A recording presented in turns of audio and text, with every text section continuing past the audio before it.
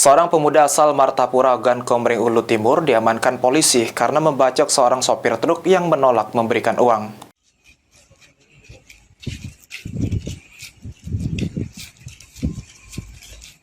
Pemuda asal desa Martapura ini hanya dapat tertunduk lesu saat dirinya berhasil ditangkap dan digiring ke ruang riksa oleh anggota kepolisian dari unit Pidum Satreskrim Polres Soko Timur setelah sebelumnya pemuda tersebut melakukan pembacokan terhadap seorang sopir truk. Pemuda berinisial AP di hadapan petugas mengaku melakukan tindak kejahatannya di Jalan Lintas Sumatera, Desa Tanjung Kemalau, Timur. Saat itu MA yang tengah mengendarai mobil truk tiba-tiba dihentikan oleh pelaku dan pelaku meminta uang sebesar 200.000 kepada pelaku. Namun korban menolak memberikan uang sehingga pelaku membacok korban. Atas kejadian ini korban mengalami luka bacok sepanjang 15 cm di bagian punggung dan sempat dilarikan ke rumah sakit. Polisi berhasil mengamankan pelaku setelah menerima pengaduan dari korban dengan barang bukti senjata tajam yang digunakan pelaku untuk melukai korban. Telah dilakukan penangkapan terhadap pelaku penganiayaan terhadap korban supir mobil truk yang terjadi di Jalan Lintas Sumatera, khususnya di Jalan Desa Tanjung Kemala, Kecamatan Martapura, Kabupaten Soko Timur.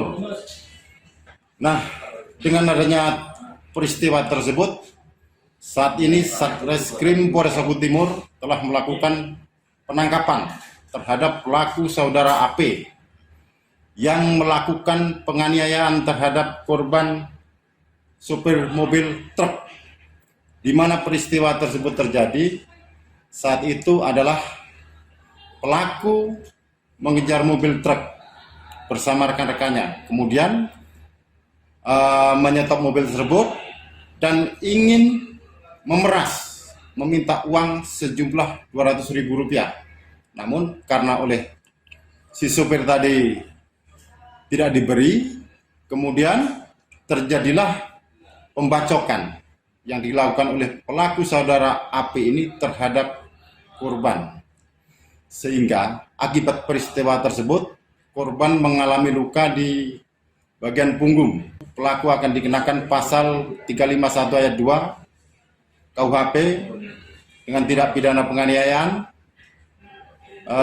dengan ancaman hukuman 5 tahun penjara. Pelaku dijerat dengan pasal 351 ayat 2 KUHP tentang tindak pidana penganiayaan yang menyebabkan korban luka berat dan terancam hukuman 5 tahun hukuman penjara. Elvandri Jeffriyadi, PAL TV.